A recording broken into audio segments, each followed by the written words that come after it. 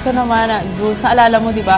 Ilang araw na natin pinag-uusapan to. Actually, isang linggo natin pinag-uusapan tong MERS-CoV, itong Middle East Respiratory Syndrome Coronavirus. Siyempre, kinatakot talaga ng karamihan. Oo, natatakot talaga tayo. Actually, di ba, meron pang isang flight na galing sa Middle East na ngayon pinapahanap yung mga pasahero para ipacheck kung positibo pa sila sa sakit na to. At this morning, para naman pag-usapan at mas lalo pa natin maintindihan yan, makakasama natin si Dr. Mario Panaligan. Good morning. Good morning. Good morning. Umaga po. Sir, ano po ba itong MERS-CoV at saan po ba ito nanggaling? Ang MERS-CoV, actually, isa siyang respiratory viral infection. Ibig sabihin, nagkakaproblema yung mga tao sa paghinga. So, ang usual na manifestations niya, lagnat, ubo, paghinga. Meron din ilang tao, mga 1/3, yung nagtatae, nagkakaroon sa tiyan.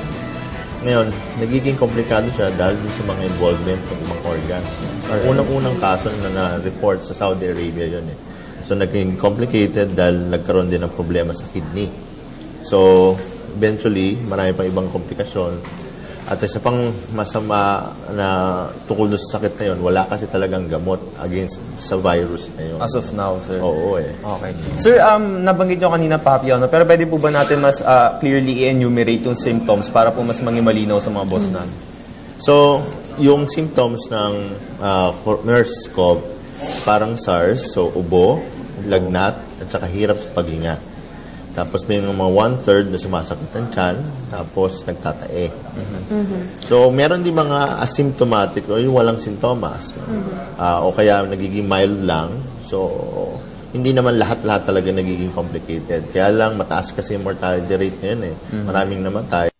Sa huling update na nabasa ko, out of 254, 93 doon ang namatay na. So, around 37% ang namatay. Paano po ba napapasa ito sa tao? Sa ngayon, kasi limited yung number eh. Hindi pa alam talaga kung gaano ka bilis yung pagkahawa niya. Pero madalas talaga may person-to-person contact. Lalo na ngayon, we divide yung sakit sa dalawa eh. Isang primary at isang secondary.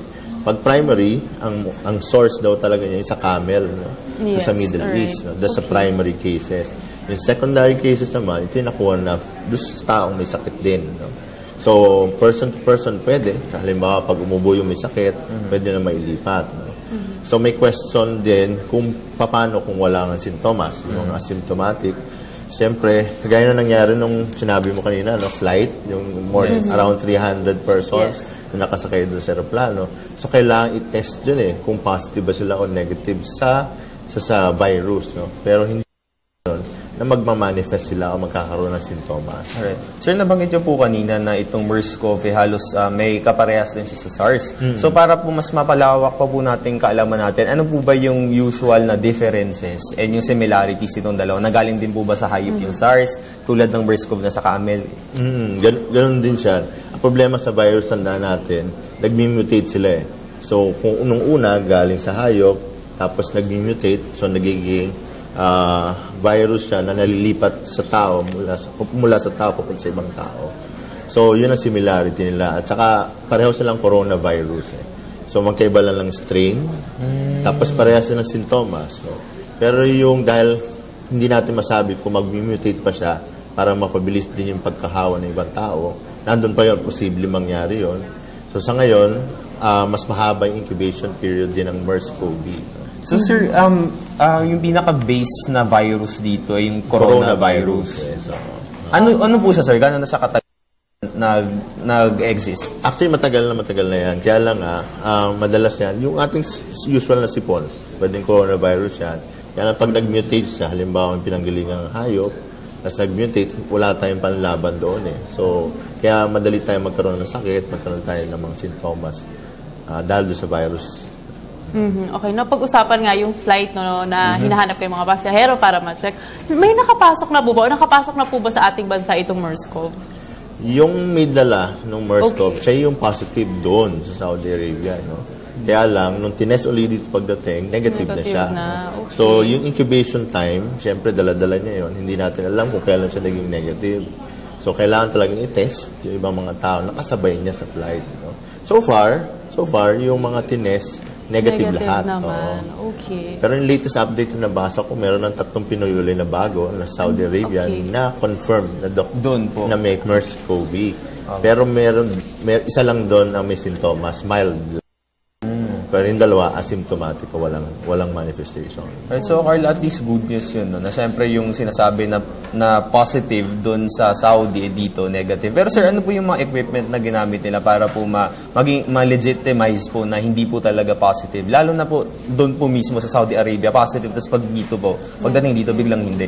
Meron tayong mga laboratory tests. In fact, ang DOH natin, ginawa na ng paraan. Lahat ng mga DOH hospitals, naglagay na sila ng room para matest o malagay yung pasyente doon pag meron silang sintomas. Very crucial sa history natin, yung aalamin natin sa pasyente kung meron ba siyang contact o meron siyang kasama na ganun din ang sakit. No? Pangalawa, kung galing ba sa Saudi Arabia o doon sa Arabian Peninsula o mga kalapit na bansa doon. No? So very crucial na alamin natin yun. Tapos, ang usual na kinukuha na specimen o yung para mabigay sa laboratory, yung nasal swab. So, gagawa ng nasal swab yun.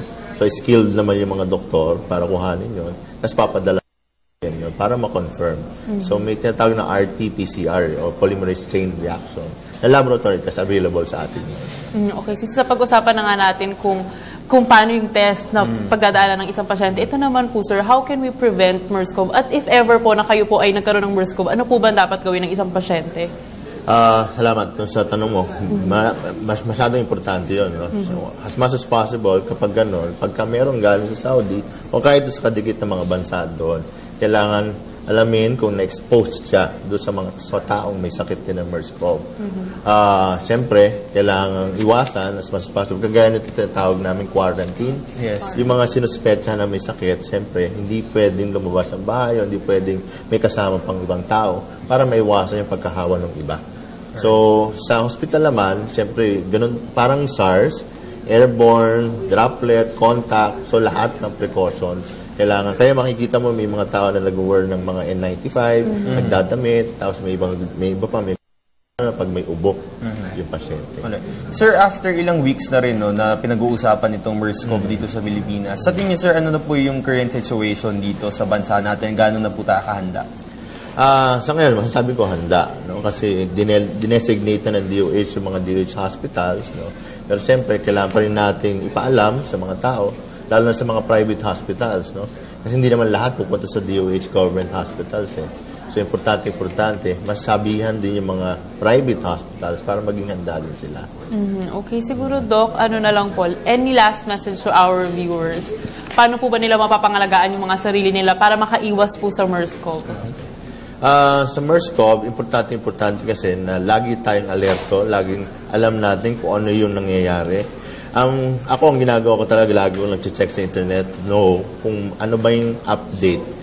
Kasi hindi natin alam na ang MERS-CoV posibleng mag-mutate o maging ibang strain para maging mas mabilis ang pagkahawa ng ibang tao.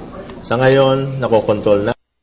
Kahit pa paano, wala pa nagpa-positive na mga tao dito sa Pilipinas. Pero hindi natin masabi kasi yung incubation period ng sakit aabot ng 2 linggo So, kung within 2 weeks galing siya doon, tapos wala pa siyang sintomas, posible pa rin magkaroon dito sa Pilipinas. Lalo na yung mga taong galing doon sa area ng Arabian Peninsula. Alright. Maraming salamat Dr. Mario Panaligan, for that information. Sigurado ko maraming natutunan ng ating mga viewers.